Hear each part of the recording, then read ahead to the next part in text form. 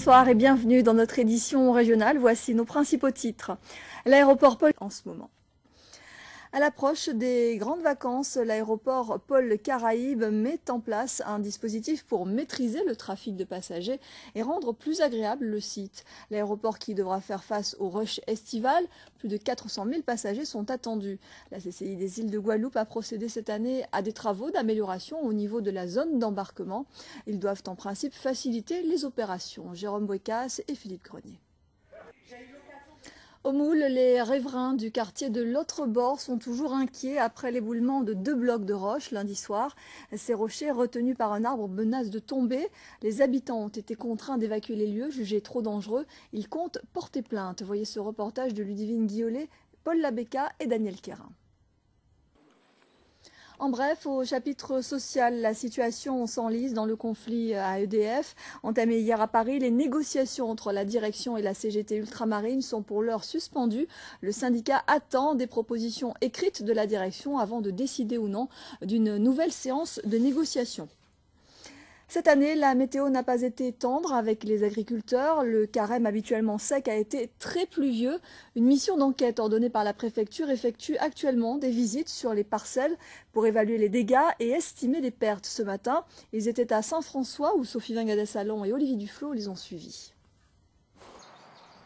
En bref, le conseil d'administration de l'Université des Antilles et de la Guyane, réuni hier sur le campus de Schœlcher en Martinique, a voté à l'unanimité un texte de soutien aux enseignants-chercheurs, les chercheurs de la fac de sciences qui dénoncent de mauvaises conditions de travail et le retard de livraison du bâtiment de recherche.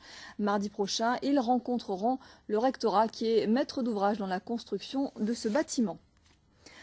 Le téléphone portable et ses effets sur la santé. Fin mai, l'OMS, l'Organisation mondiale de la santé, avait rassemblé plusieurs experts internationaux, des associations d'usagers et des industriels afin de déterminer si oui ou non les téléphones mobiles et les antennes relais peuvent provoquer des cancers. Les conclusions montrent qu'il existe des preuves assez fortes pour classer l'usage du téléphone mobile parmi les expositions pouvant être cancérigènes.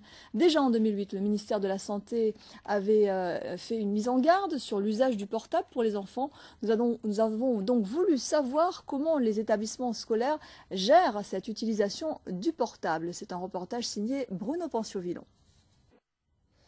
La politique, le processus de la réforme territoriale est arrivé hier soir à son aboutissement législatif. Le Sénat a adopté le texte. Le nombre de conseillers pour la Guadeloupe passe de 43 à 45. Détail avec Éric Rayapin.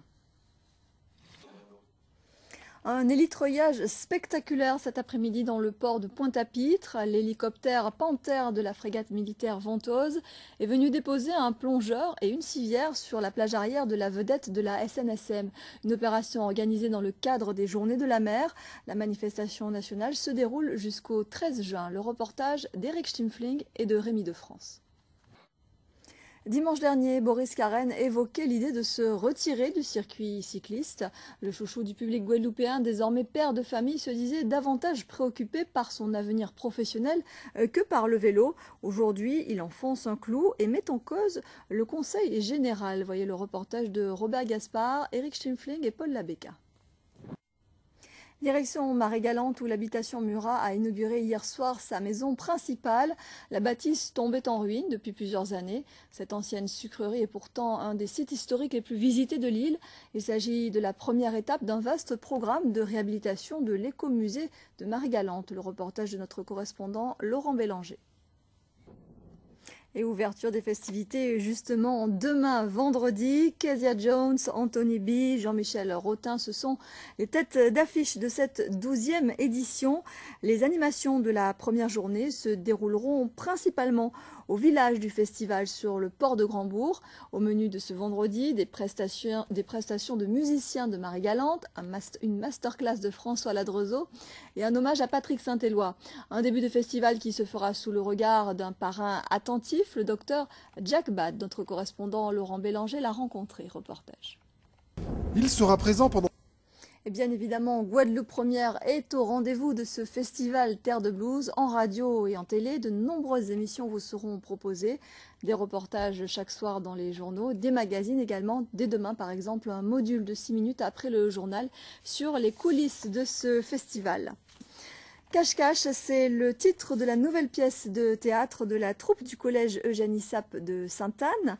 Un spectacle écrit et mis en scène par un professeur, Thierry Moulin. C'est l'histoire de Théo et son parcours chaotique, un personnage animé par une terrible envie de faire de la scène, mais qui ne parvient à vaincre ses appréhensions. Paul-Henri Scoll et Paul Labécard ont assisté à la première représentation de cette pièce. C'était ce matin à Sainte-Anne. Et la toute dernière représentation en public sera donnée jeudi prochain. Ce sera à la salle Robert Loison au Moule. Voilà, c'est la fin de cette édition. Merci à vous de nous avoir suivis. Demain à 13h, vous retrouverez Laura Séné. 19h30, vous serez en compagnie de Jérôme Bouécasse. Passez un très beau week-end. Je vous retrouve lundi.